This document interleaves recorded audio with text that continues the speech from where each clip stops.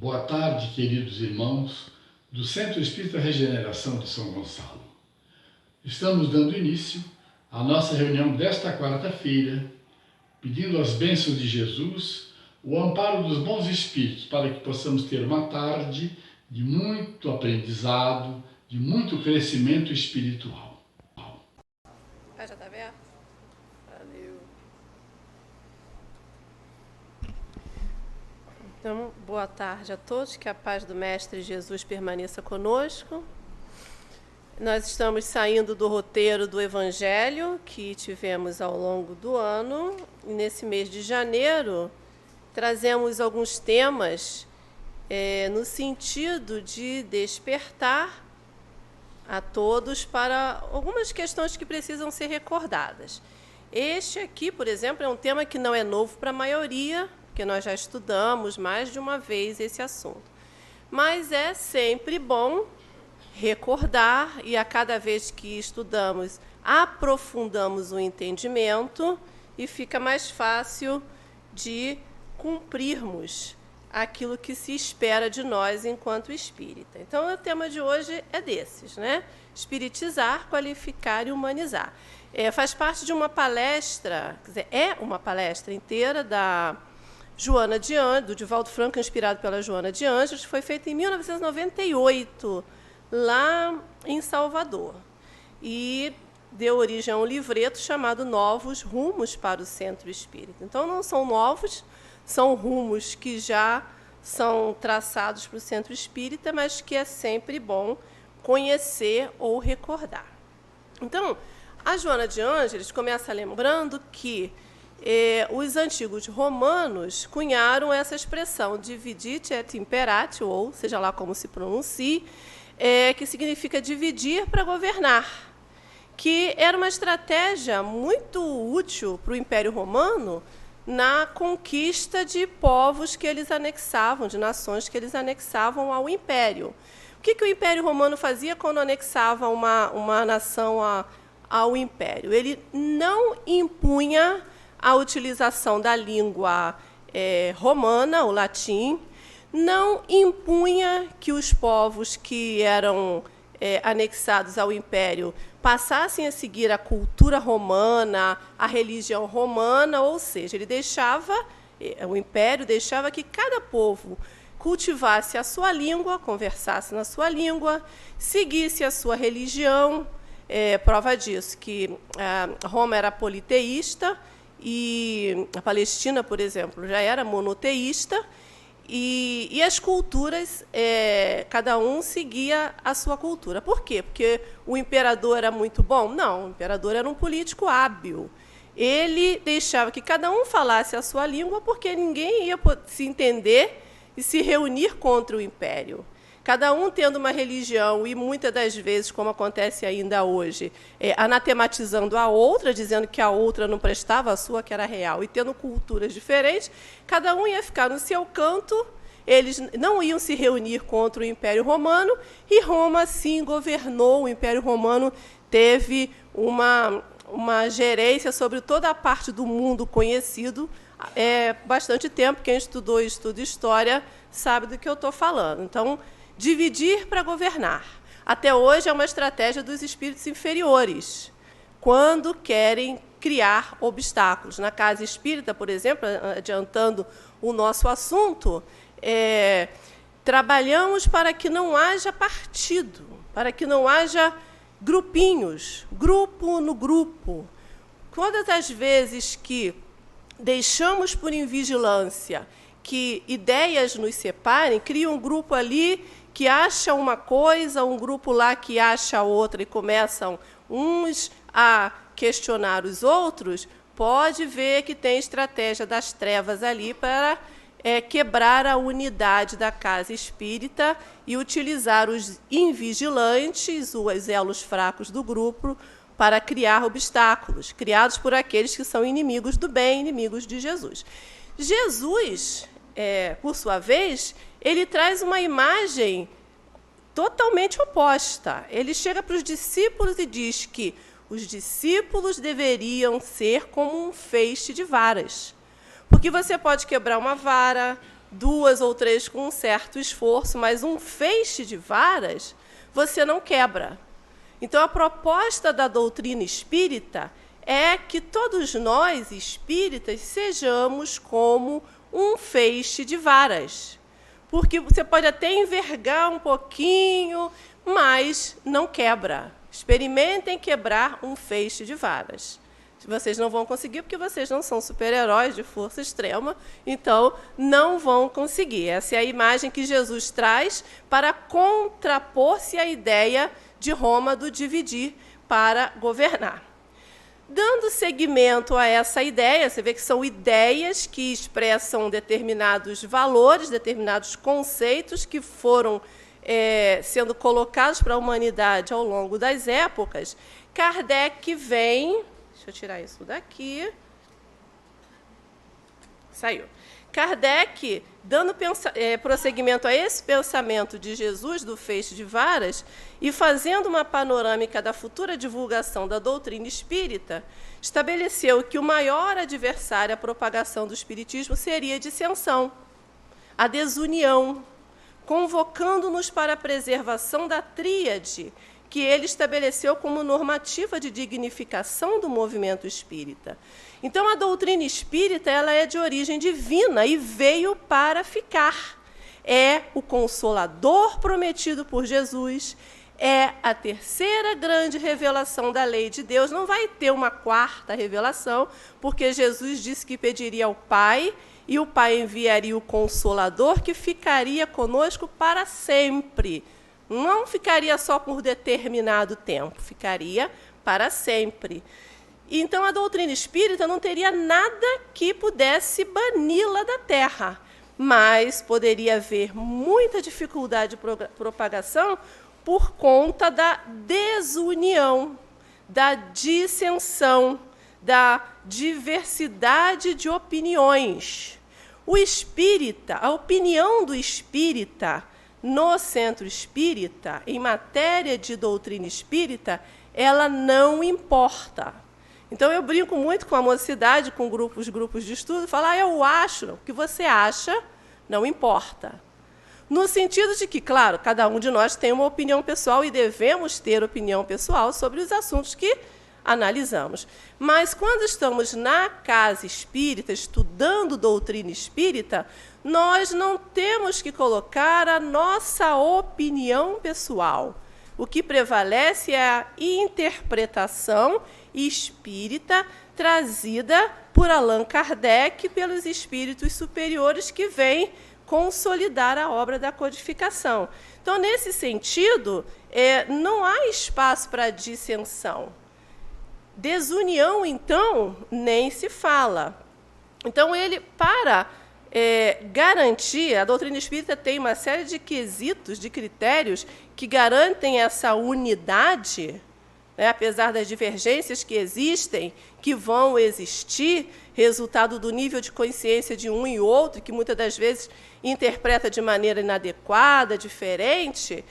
A doutrina espírita tem critérios para manter a unicidade da doutrina espírita. Nós não vamos entrar aqui nesse item, porque não é o assunto de hoje. Mas, independente desses critérios doutrinários, Kardec deixa bem claro, através de uma tríade, ou seja, de 3 pontos principais, que ele estabeleceu como normativa de dignificação do movimento espírita. Porque, vejam bem, a doutrina espírita ela não permite interpretação dúbia. Ela é clara e objetiva e qualquer um pode compreender. Não precisa uma erudição muito grande para compreender doutrina espírita. Precisa de maturidade do senso moral, que independe de idade. Nós vemos crianças e jovens com uma maturidade do senso moral capaz de entenderem, não só no âmbito filosófico e científico a doutrina, mas a profundidade moral que ela traz.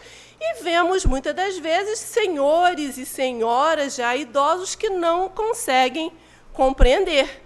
Questão de nível de consciência, que Kardec chama de maturidade do senso moral. Então, a doutrina espírita ela não corre risco de ser descaracterizada, porque existem critérios muito bem definidos pelos espíritos superiores para que isso não ocorra. O mesmo não ocorre com o movimento espírita, que é o movimento feito por espíritas humanos, imperfeitos ainda, para divulgar a doutrina espírita. Então, há que se ter muito cuidado nessa divulgação para que não se descaracterize a doutrina quando ela é divulgada através do movimento espírita. Então, essa tríade é uma normativa de dignificação ao movimento espírita, ou seja, a divulgação da doutrina espírita. E que tríade é essa? É essa aí. Trabalho, solidariedade e tolerância. Kardec apresenta essa tríade como uma garantia para que o movimento espírita seja cada vez mais produtivo e que renda os frutos que se espera, que são a libertação da consciência, das sombras interiores que ainda trazemos, em direção à luz, que é a nossa destinação. Então, o trabalho está lá apontando para o alto, porque é o trabalho que nos condiciona, através do esforço de nos tornarmos cada vez melhores, não melhor do que o colega do lado, mas melhor do que nós mesmos, enquanto espíritos em processo de evolução. A solidariedade, que faz com que eu saia do meu ego, do meu egoísmo, e vá na direção do outro, colocando-me no lugar do outro. Tem modernas escolas aí psicológicas que dizem que é impossível se colocar no lugar do outro porque a experiência é individual. Isso é relativo. Imagine-se um indivíduo ambicioso. Qual é o móvel da ambição? O indivíduo vê alguém com um relógio que ele acha bonito e, no mesmo instante, ele se coloca no lugar do outro. Como eu ficaria linda usando este relógio? Então, ele não conseguiu fazer um movimento de se colocar no lugar do outro. Outro caso é a inveja. O invejoso, diferente do ambicioso, ele vai pensar assim: que lindo seria se aquele relógio não estivesse no braço dela, e sim no meu. Não é? Porque o invejoso não quer ter o que você tem. Ele quer que você não tenha, para que ele fique numa condição superior à sua. É um deslize da consciência, é um vício, o que Joana de Anjos chama de um gigante da alma, que nós precisamos anular, fazer com que ele se transforme num anão, deixando de supri-los com a nossa força. Então, se a gente consegue imaginar o ambicioso se colocando no lugar do outro, o invejoso se colocando no lugar do outro, como é que eu não consigo imaginar-me me colocando no lugar de uma pessoa que, por impositivo da reencarnação de provas, reencarnou num meio hostil, onde lhe falta até o necessário, numa casa onde não haja suprimentos de alimento suficiente, onde não haja água encanada, estações de esgoto para que ele tenha o asseio adequado para evitar doenças, onde o pai tem que ver o filho chorando de fome, sem ter algo para doar ao filho. Será que eu não consigo me colocar no lugar desse pai, ou dessa criança, ou dessa família? Se eu me esforço, eu consigo. E quando eu me coloco no lugar dessa pessoa e vejo o que eu posso fazer para ajudá-lo, é a solidariedade atuando. E muitas das vezes eu me coloco, mas eu não tenho também o que fazer. Eu não tenho como tirar aquela pessoa daquela casa, levar por uma outra. No momento, eu não tenho como saciar a necessidade imediata daquela família. Mas se eu tenho o Espiritismo, que traz esperança e consolação, eu vou levar a solidariedade de mostrar para aquela pessoa que, tal qual a doutrina espírita me apresenta, aquela prova não é para sempre. Porque para aquele pai que vê o filho ou a filha passando necessidade e não tem nenhuma perspectiva de futuro, ele se desespera. Mas quando ele sabe que aquilo é temporário, que é um sofrimento proporcional à sua resistência e que vai ser útil para a sua educação moral e que, no futuro, a sua resignação em passar por aquela situação vai render a ele um progresso moral, ele se torna mais esperançoso de que esse futuro vai chegar. Então, quando eu levo isso, eu estou levando solidariedade. Então, a solidariedade é eu me identificar com a dor do próximo, e é possível, sim, para aquele que não é egoísta. Para aquele que ainda é egoísta, é possível fazer o exercício. E de exercício em exercício, a gente aprende a fazer isso inconscientemente. E a tolerância. A tolerância que vai me ajudar a entender o outro tal qual o outro é, me mostrando que o outro tem o direito de ser como ele é, dado o nível de consciência dele, da mesma forma que eu tenho o direito de ser como sou.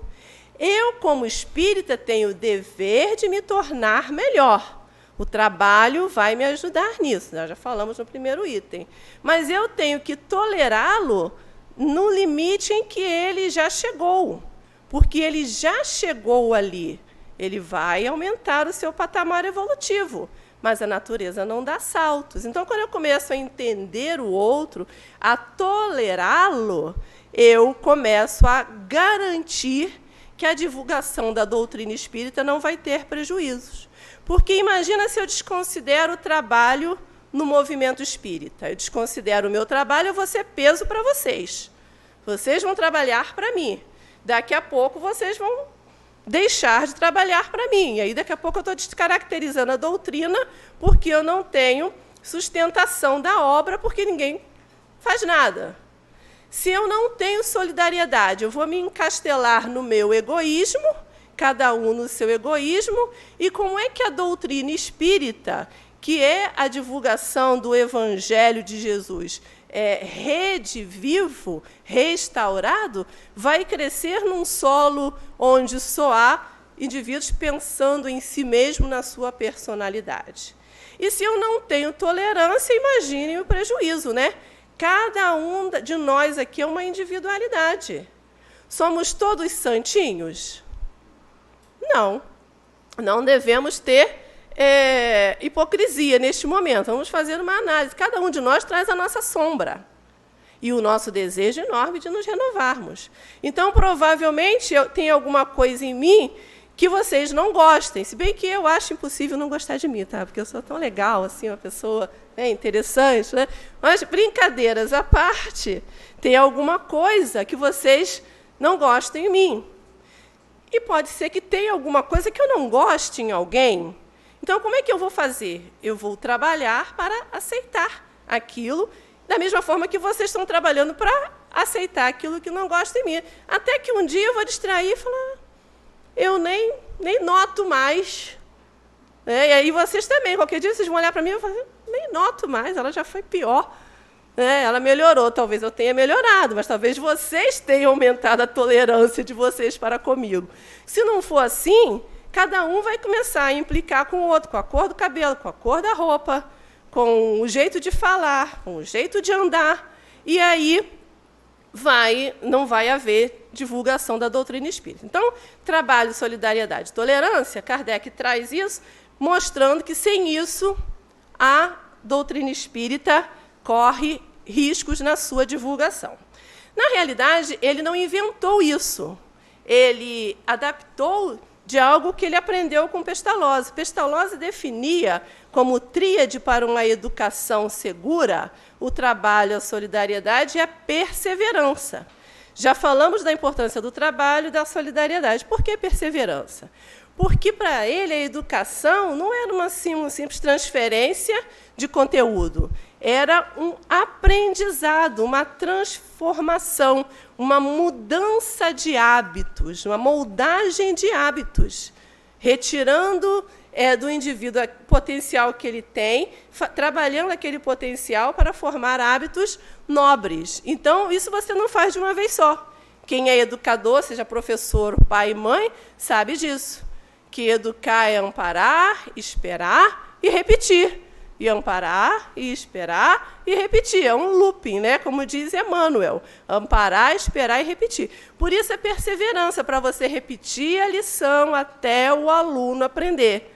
Então, ele pegou a perseverança, que cabia bem na questão da educação, e trouxe para a tolerância, que tem a ver com a compreensão da doutrina espírita de que somos seres imortais em aperfeiçoamento, incompletos. Então, a troca que ele fez.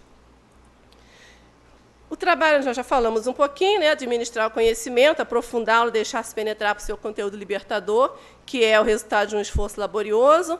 A solidariedade, que leva de imediato à união, porque todo aquele que é solitário não é solidário, mas no momento em que alcança a solidariedade, deixa de ser solitário, tornando-se uma célula que vibra em consonância com o equilíbrio do organismo geral.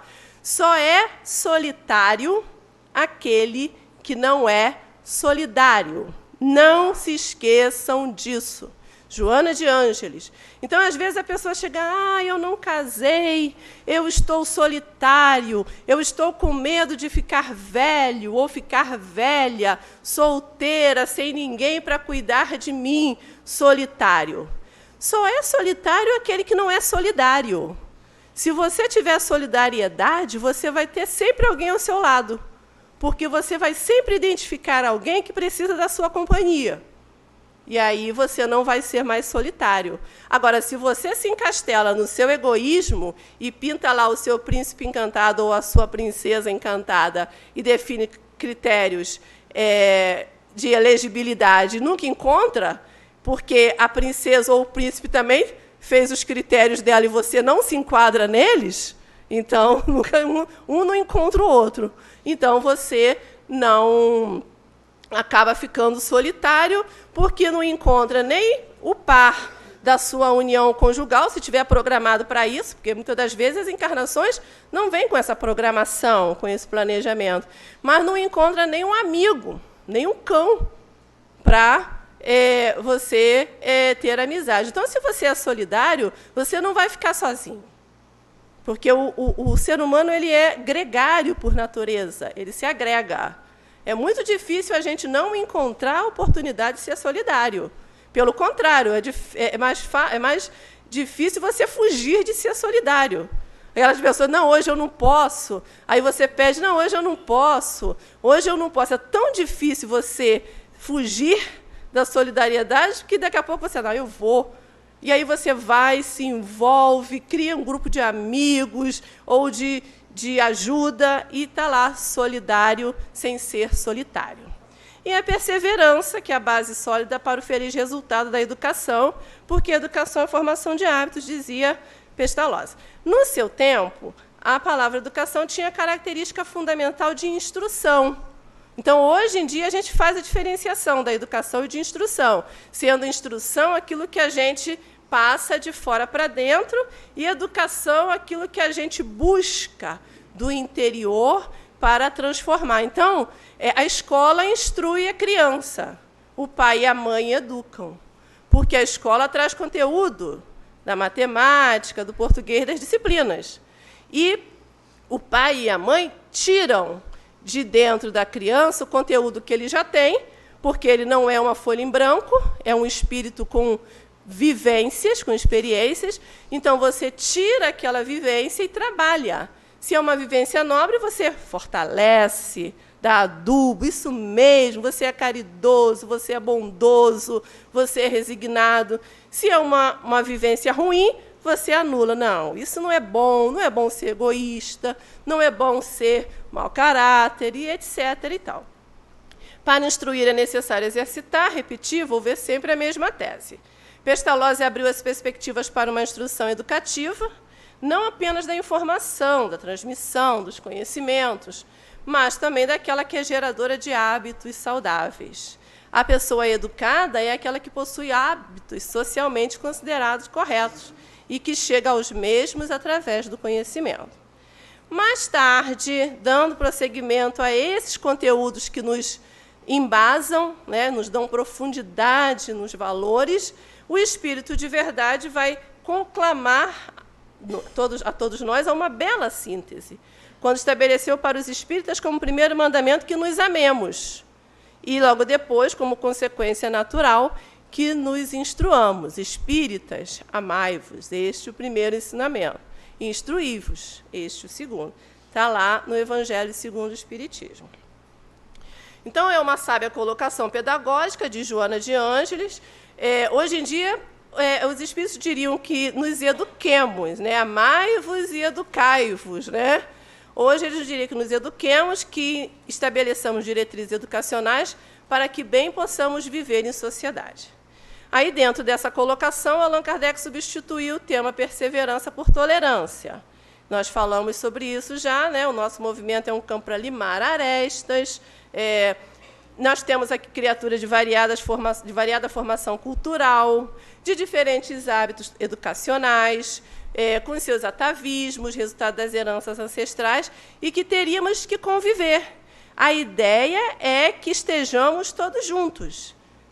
Diversidade de conhecimento intelectual, de nível cultural, de nível socioeconômico, de educação. Tudo isso, a gente não tem que separar. O grupo daqueles que têm uma conduta tal, o grupo que tem essa conduta, o grupo que tem a situação socioeconômica tal. Não.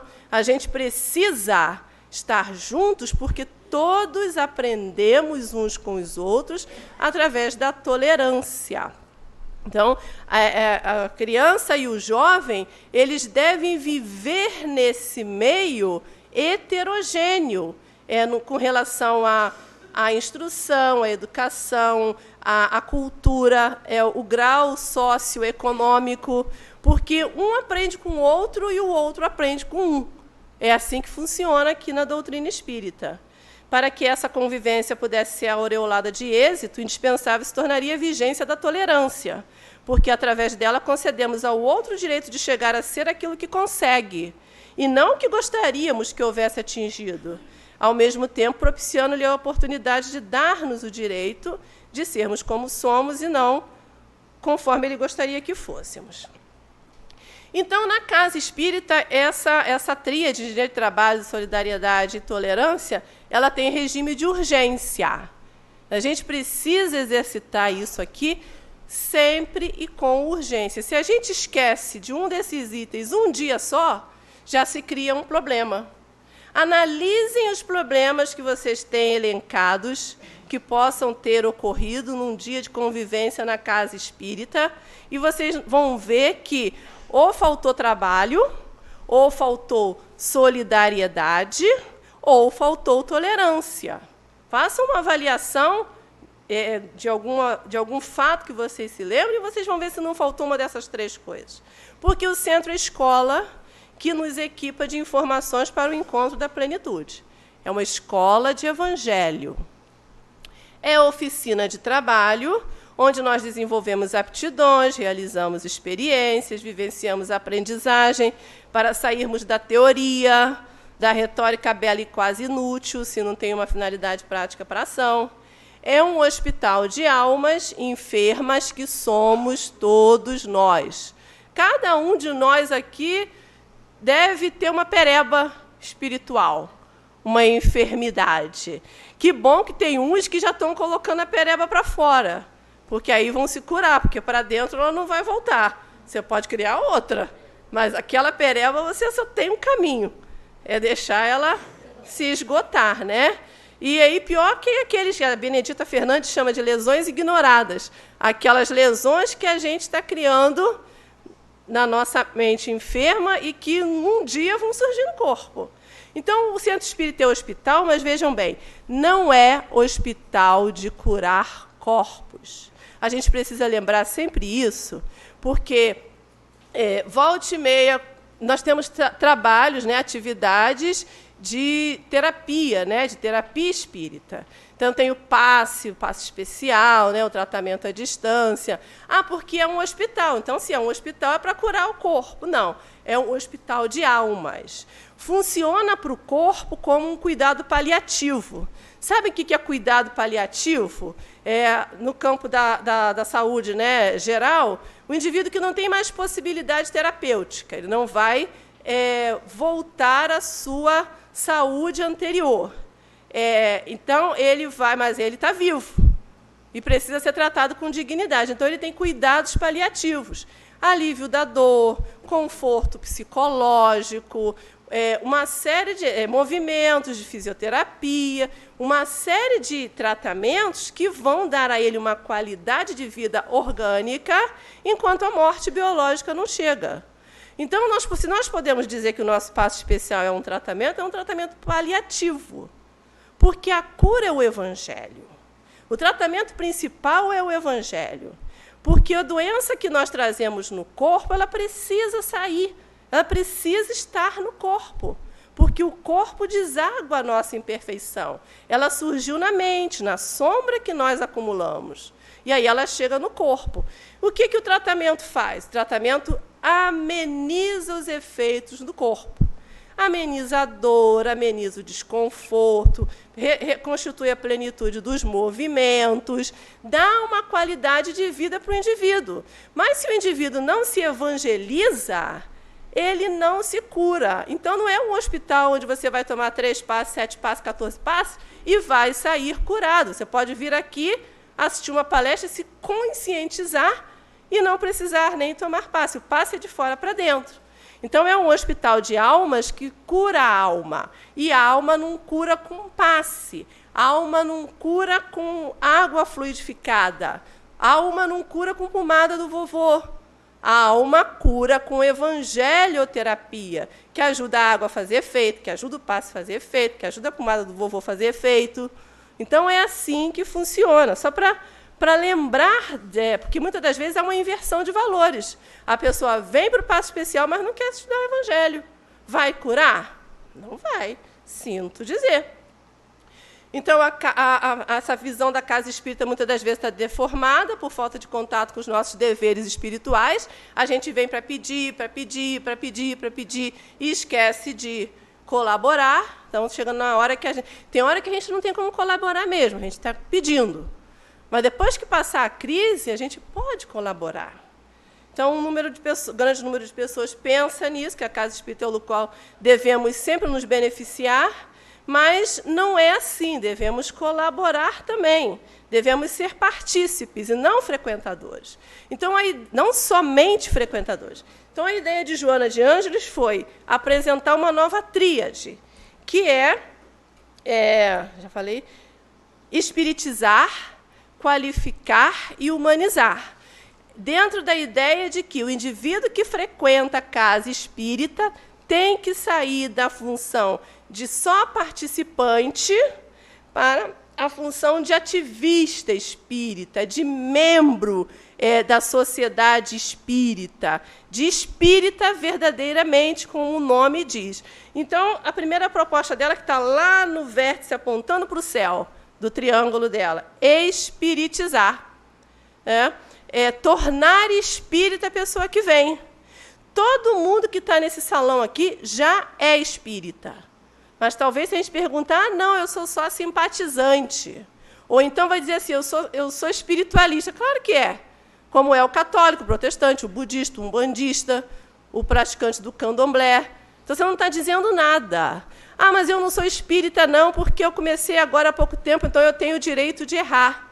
Isso é justificativa injustificável.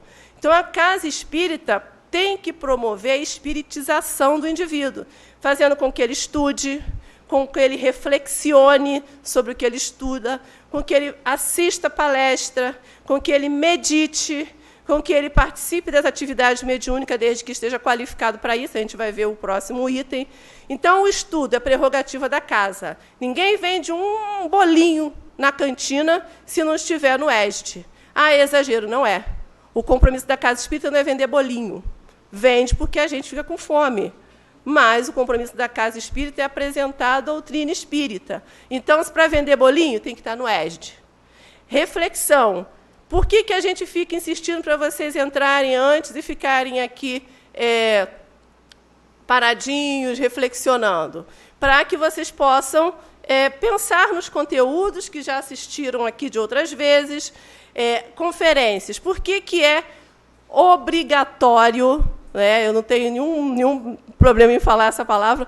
Por que é obrigatório que os membros do ESD assistam à palestra, à reunião de assistência espiritual? Porque é aqui que se consolida o que aprendeu lá no estudo. É aqui que você está em contato com os espíritos superiores que estão fazendo um diagnóstico das necessidades de cada um e das possibilidades de trabalho de cada um, de colaboração.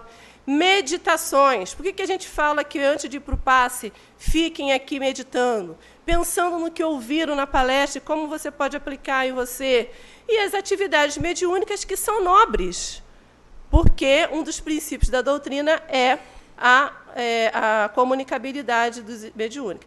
Principalmente aplicar a si aquilo que os espíritos falam antes de aplicar aos outros. Trabalhar as arestas morais. O verdadeiro espírita, ele é reconhecido pela sua transformação moral e pelos esforços que faz para domar as suas inclinações mais. Então, todo mundo aqui está fazendo um esforço enorme para domar as suas imperfeições. Hoje já está melhor do que ontem, eu não tenho dúvida disso.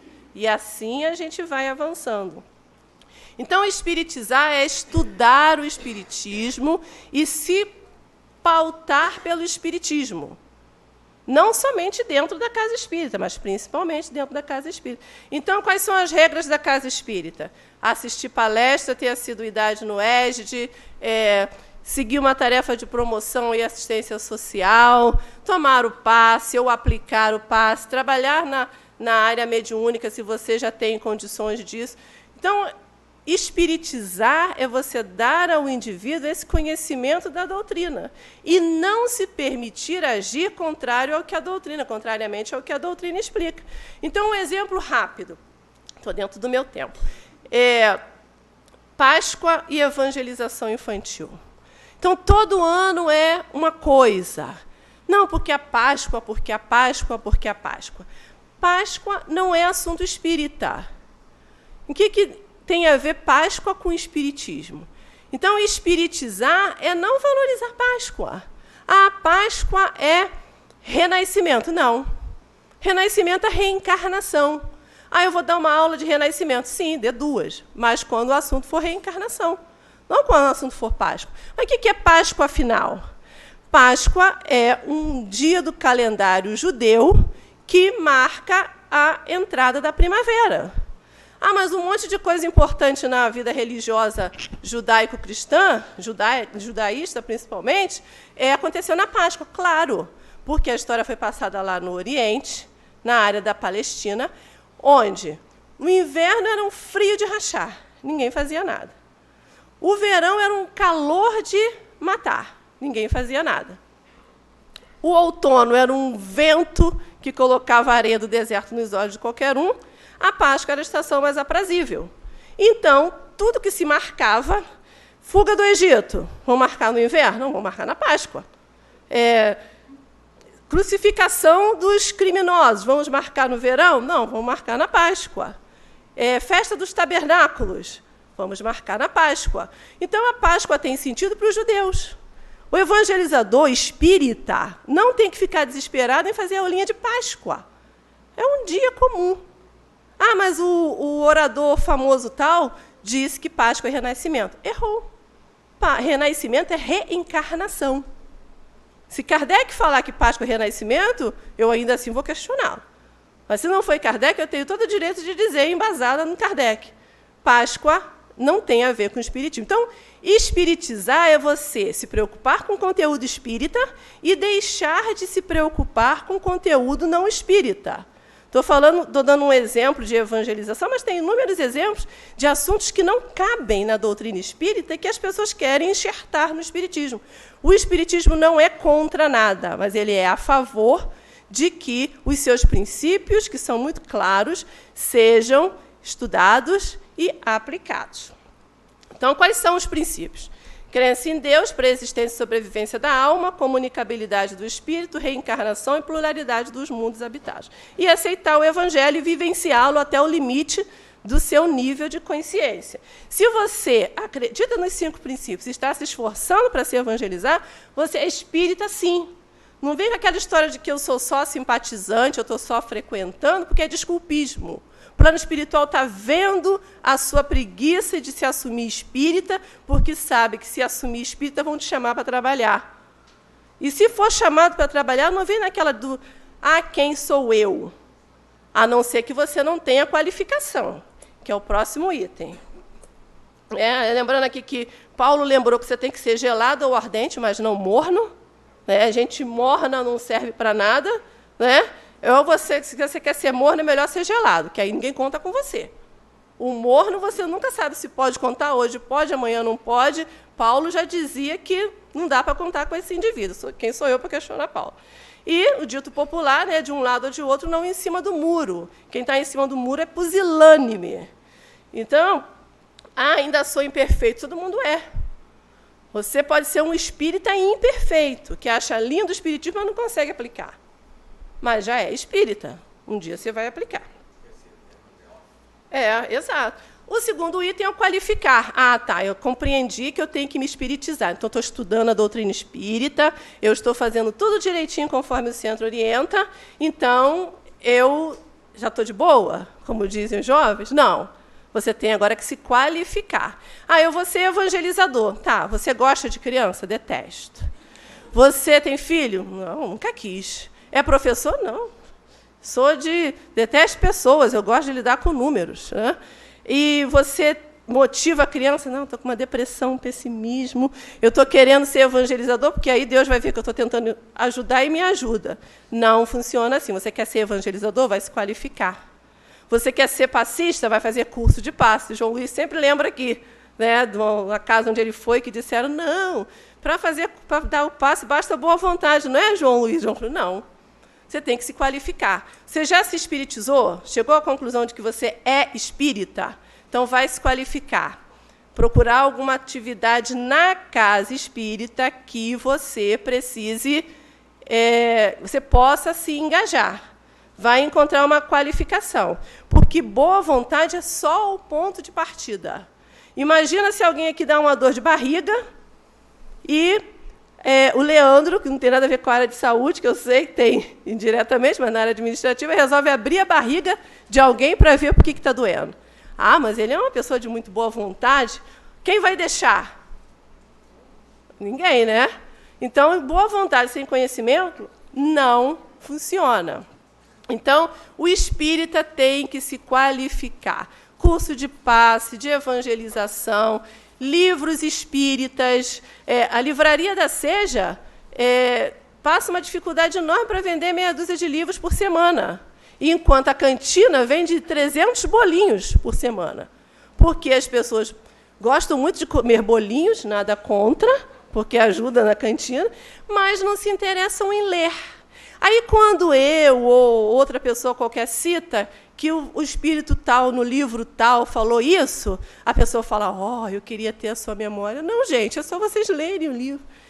Eu queria ser como você, então leia como eu. Eu leio desde os 3 anos, eu gosto de ler. Então, mesmo quem começou a ler mais tarde, se gostasse de ler livro espírita, já tinha uma base de qualificação. Então, isso não é mérito, é esforço. Então, qualificar é ter o conhecimento espírita para se posicionar espiritamente no momento certo. E não assumir de improviso tarefa.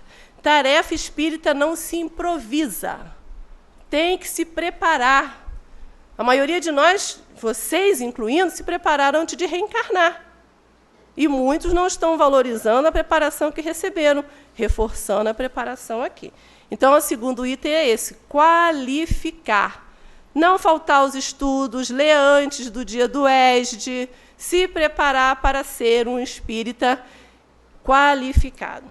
E humanizar, que nós já demos uma pincelada, por isso que eu ganhei mais tempo ali, porque a gente já falou da humanização. Humanização tem a ver com se colocar no lugar do outro, não fazer com o outro que não gostaria de fazer, de ser solidário, porque não adianta você conhecer todas as obras da doutrina espírita, ser mega qualificado, fez todos os cursos de evangelização que aconteceram no Conselho Estadual e todos os cursos de uma série de coisas ligadas ao espiritismo, e se você é incapaz de se colocar no lugar do outro, de amar o seu próximo.